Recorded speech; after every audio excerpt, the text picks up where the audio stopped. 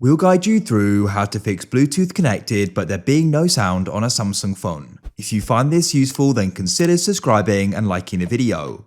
This problem can be really annoying. It may be happening with a Bluetooth speaker or headphones, it doesn't matter. Head to your settings like so. To go to the top and press connections, and you want to go to the top and press Bluetooth. Just do make sure it is properly connected. You can see connected there. Press the gear or cog icon to the right. Make sure audio is switched on. Sometimes there may be other options there as well. And where it says audio device type, tap there and you can select headphones or speaker. Then come back and go and see if that solves the problem. If it does, then great. If it still doesn't, then what we're going to do is just go and unpair and confirm our decision, and we're going to go and repair, as that can often solve the problem. What we can do is turn it off as well. Put it into pairing mode and scan for it, and then reconnect. Now go and see if that solves the problem. If it still doesn't, you want to come back here and you want to go and scroll down, press sounds and vibration, scroll down and find separate app sound and go and make sure this is switched off.